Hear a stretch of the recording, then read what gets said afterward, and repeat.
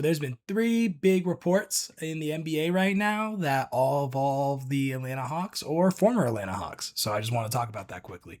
The first being CJ McCollum agreed to go back to the Hawks for a 1 year with $21 million deal that also has a trade kicker. I think this is a great move for both parties. I think if the Hawks want to get better, CJ's contract is now very easy to trade. And on top of that, he gets a little bit extra bread if he gets traded. He gets to show his value for long-term future. I think it's a win-win. I think this is a really good move. The second trade that happened, also involving the Atlanta Hawks, was 2 second-round picks for Aaron Wiggins. I think this is a great move for both teams. With this trade, OKC reduced their tax penalty from 213 to 152. That's huge for them. Obviously, they're still in the second apron, but if they make a similar move like that with Isaiah Joe, it's very likely that they'll get out of it. And on top of that, they now have a roster spot for their pick. And I wouldn't be shocked if they trade up tonight. For the Hawks, you get another bucket, another three-point shooter. You get a guy who obviously wants to prove that he could be in the NBA for a long time. He provided meaningful minutes for the finals last year,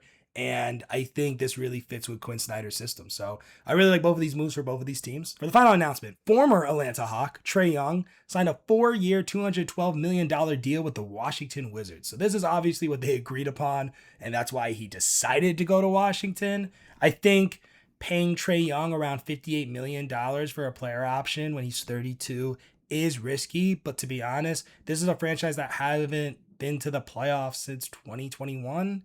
And before that, it was around 2018. So they just need some winning, obviously, at this point. So good for Trae. And even with that being said, with me questioning his money, it's clear his agent was like, hey, look at De'Aaron Fox. What can Trae get? Is it worse than De'Aaron?